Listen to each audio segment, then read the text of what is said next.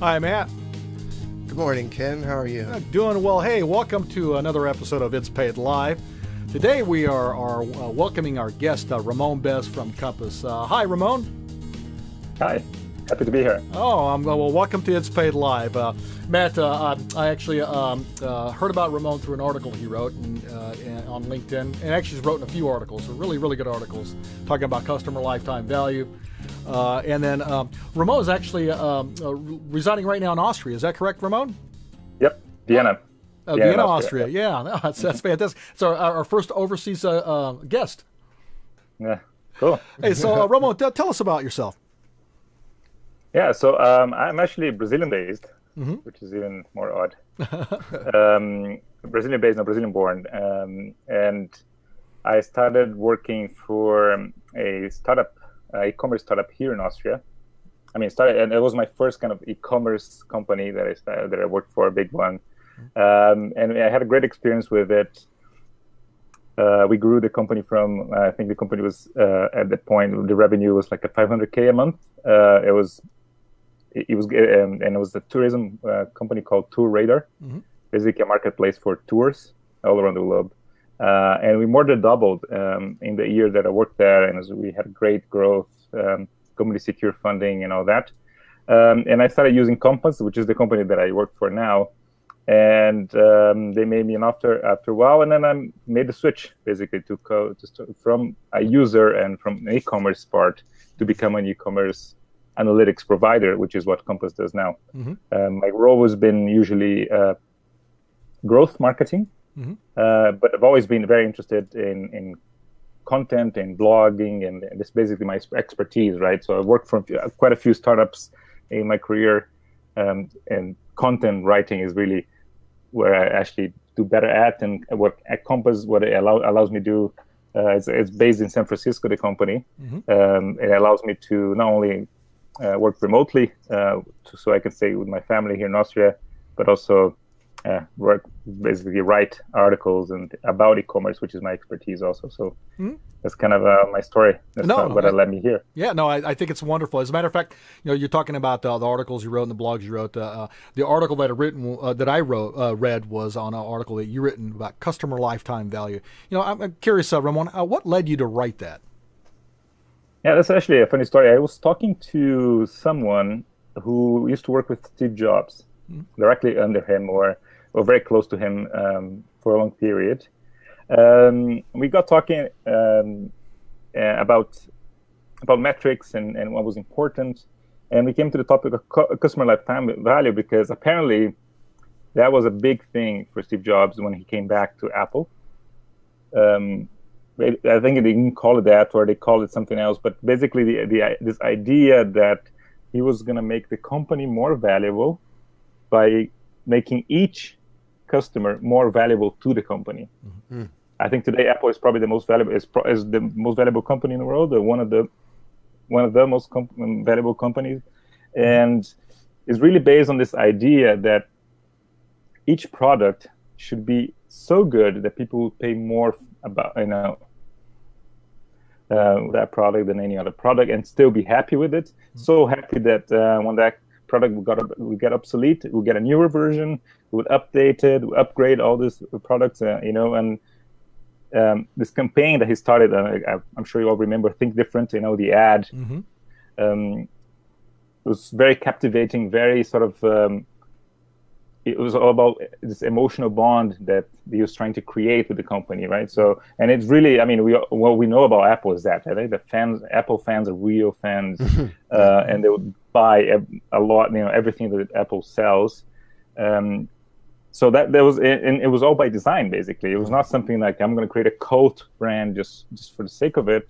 But it was this idea behind it that we can sell more expensive products, and we can keep those people buying those expensive products for a very long time.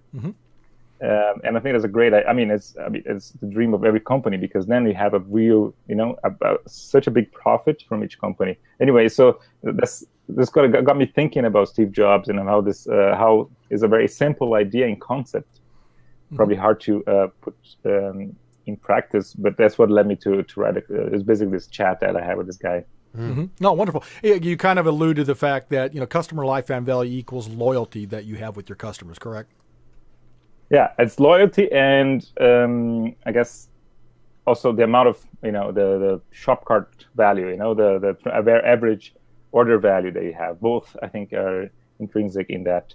But yeah, you can have very often you can't control the price of the product you sell, right? Because the market regulates it, or if you raise the price, it probably people are going to go to other competitors. But I think what's under your control is loyalty, right? Is doing a great job at the product, at the customer service, and everything that surrounds that. I think it's really under control. The thing that you can really make a job at that. It's only depends on you and your company, your ability to please your company, your customers. So yeah, it's definitely one of those big. Well, I'm looking at with customer lifetime value and how you really kind of you're looking at customer loyalty, and what I look at it is customer loyalty does what we call breed advocacy. So your customers end up becoming your salespeople for you. Is that correct? Yeah, not to mention that, right? So he becomes valuable just not because he actually spends more money with you, which is obviously wonderful, right? So you spend, maybe $20, $30, $50 nowadays. It can get pretty expensive if you're doing Facebook ads or Google AdWords, depending on the market that you have, right? So you want to maximize. Once you get that customer, once you pay that money, you want to make sure that you get that money back and then some, right? And the more you get on top of what you spend is really what makes the company more profitable. So if you manage to sell just once, if you have an e-commerce company and you acquire this company, and then the guy comes in, buys from you, and then you never hear from them again, that's a very small margin that you're probably going to have there.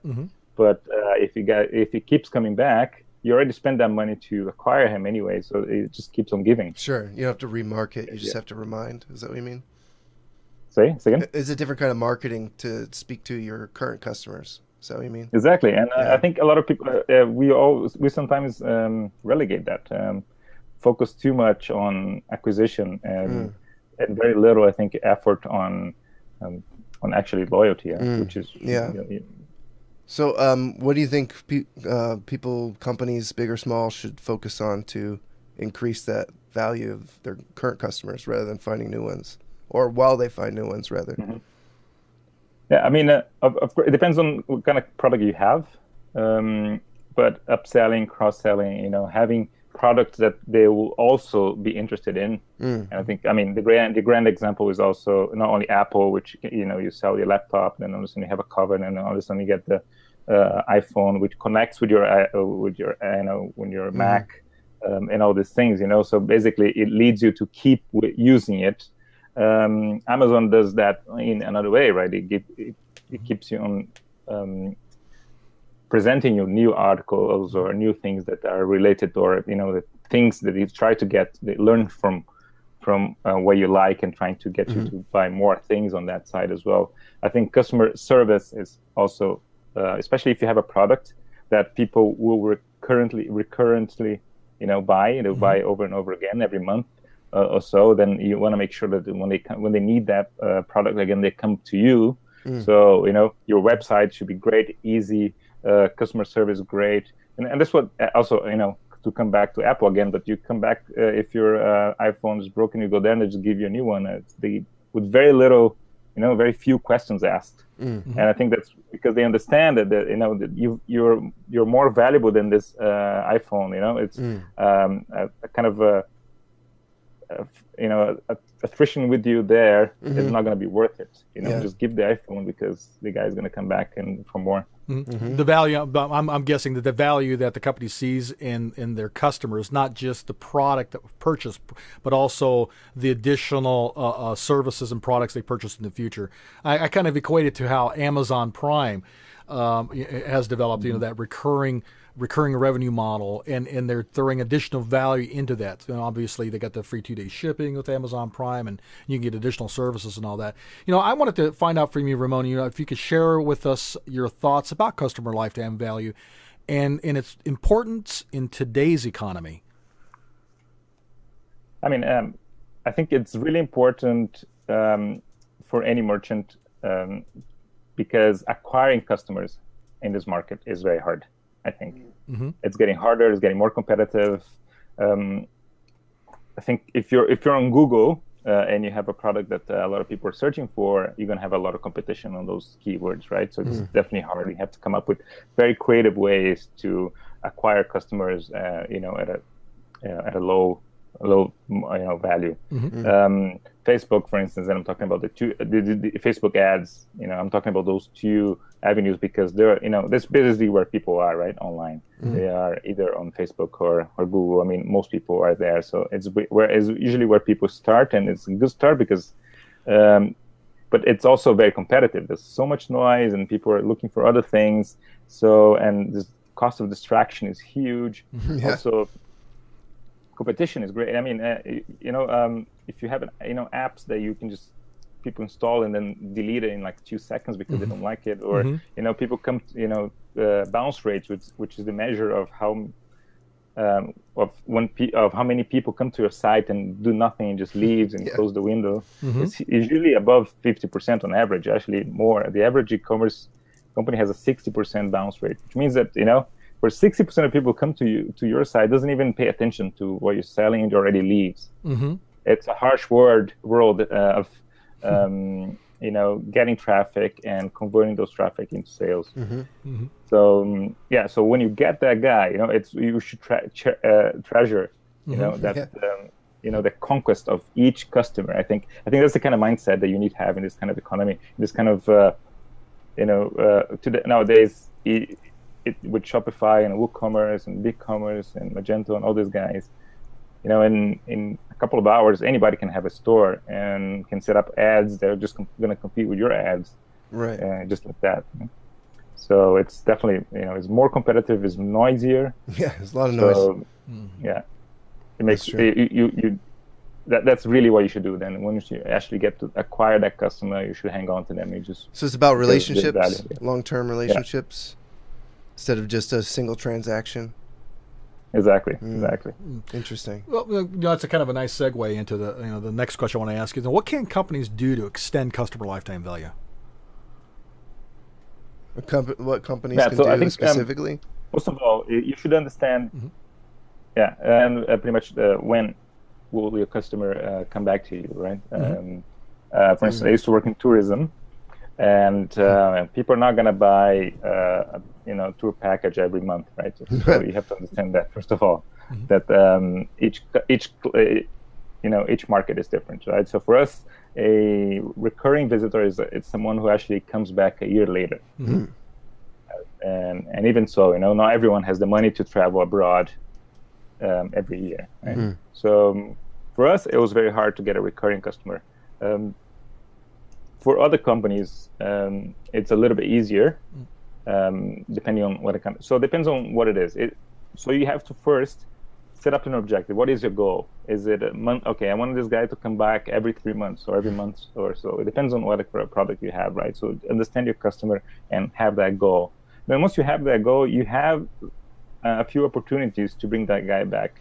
The main one, I think, is first of all, you have their email. And email is, I know people hate email, people hate getting emails, but it's also, we found in Compass that is actually the acquisition channel that has the biggest conversion rate, from all of those other guys. So email is really a pretty amazing tool to sell, especially to sell to someone who's already bought from you. So you already crossed that bridge, right? So the hard part is over. So using emails to reconnect with that person, to figure out when that person is going to need that product again, and then send an email just before it, kind of like a trigger. Say, hey, you probably need that, or a promo code or something that can intrigue this person to come back to it. So that's one. Email is a pretty powerful tool if you know how to use it. It's also noisy. It's also, people get millions of emails a day, but if you work on it hard and you test different types of emails, that can help very much.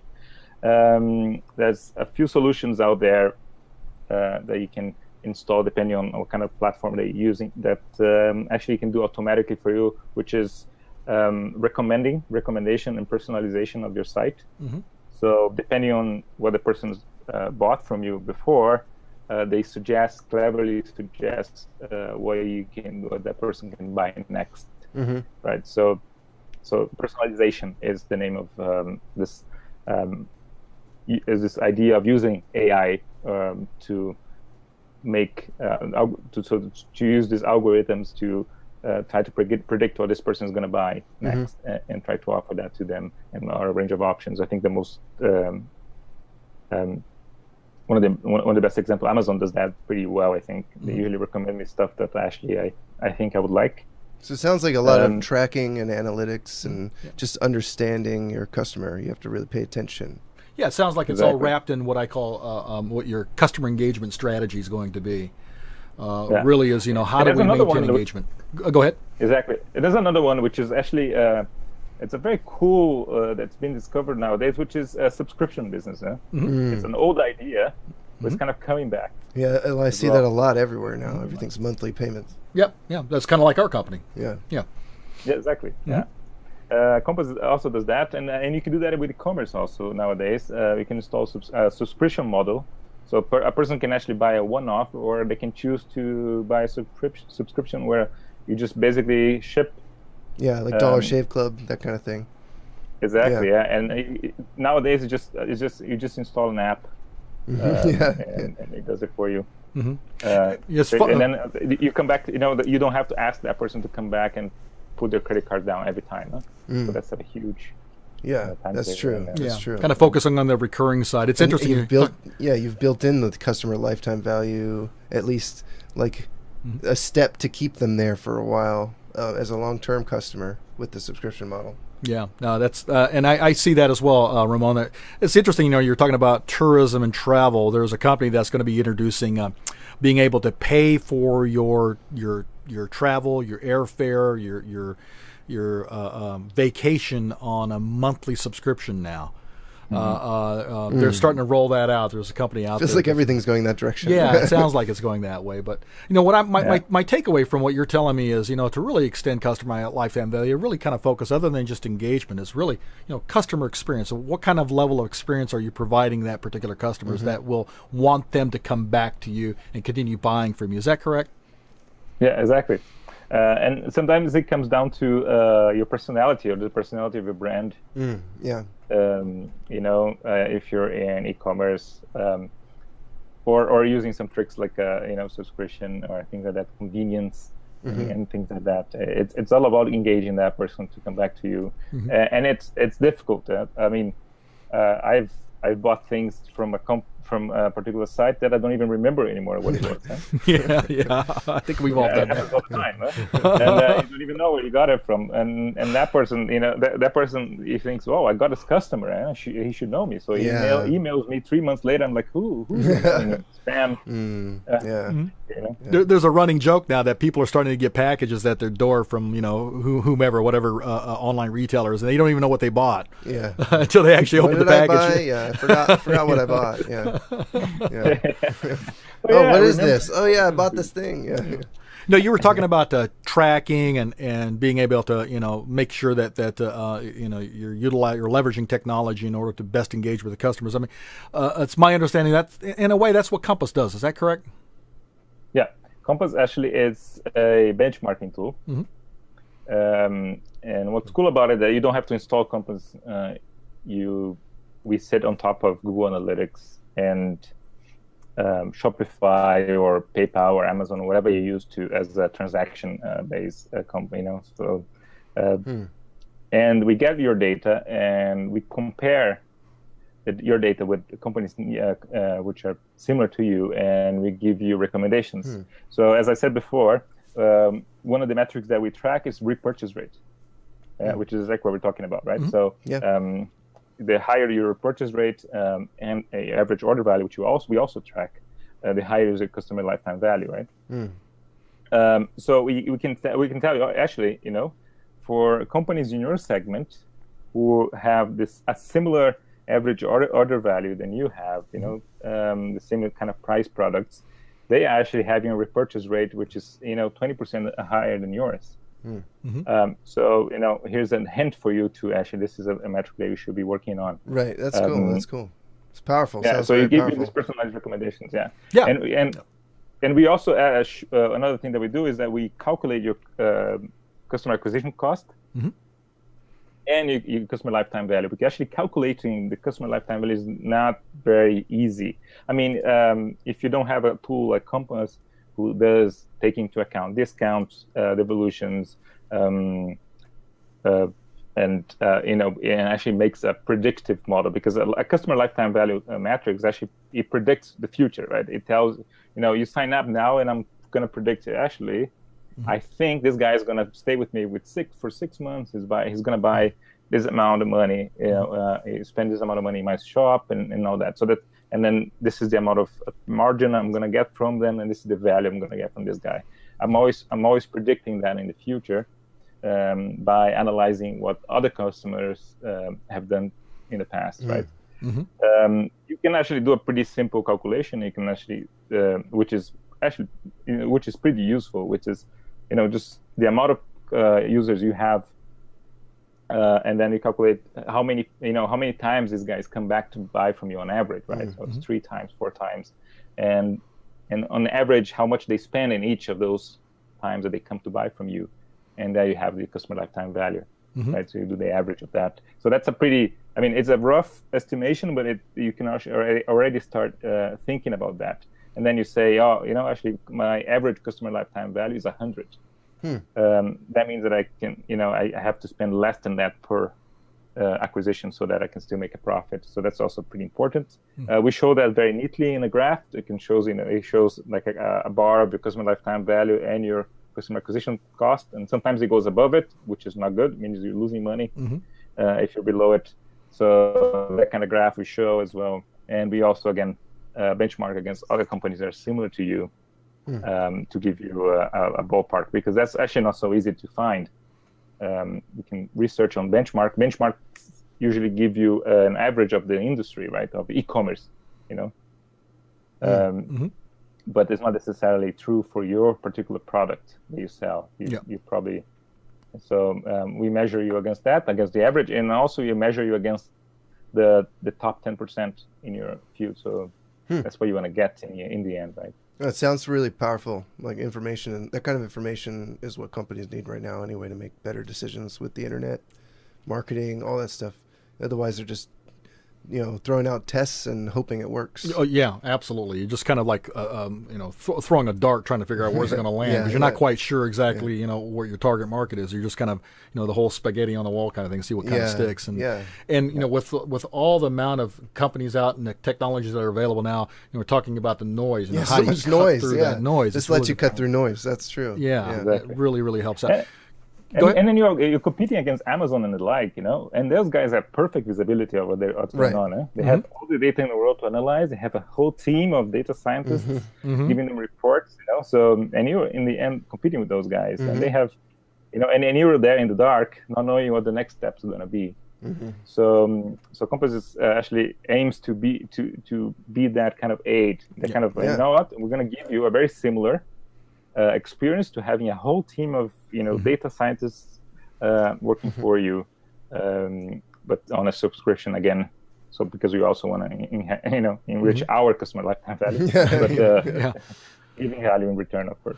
Yeah, it's fascinating you're saying that, because Matt and I have talked about this. Technology really has leveled the playing field, allowing small companies to in essence, compete with larger, many of the larger companies that technology is only reserved for because, the resource cost associated. But now, the cost has gone down so much. You bring up a good point. Technology, you're like Compass, by implementing that technology, you'll be able to compete, to a certain degree with a lot of these larger companies. And, Matt, I have Compass on our system as well, on our platform, to help us kind of track what's going on. And we have the freemium plan, but talk about the different plans that you have available, Ramon. Yeah, so you can do a freemium plan, or you can buy the Compass Pro. Compass Pro gives you a more detailed analysis of your acquisition costs. So it gives you an ROI, and it gives you the comparison between your customer lifetime value and your cost per acquisition for each acquisition channel, Facebook, Google, and whatever you're using. And that is then you pay on you can do a monthly subscription, or you can actually pay per year, which is cheaper. The amount you're going to pay depends on the size of your company. So depending on the amount of revenue you get a different tiers. So if you're a small company, we charge very little, and then if you're a bit larger company, it's a little bit more. Yeah. Well, I just kind of want to share with our audience that obviously they've got the freemium plan, doesn't cost you anything, but Ramon was kind enough to provide a 30% discount to all of our viewers. So the promo code is going to be located on our channel. Yeah, it's just ItsPayd, ITSPAYD. Yeah, like this. Yeah. So that gives you a 30% off. All if you sign for a whole year.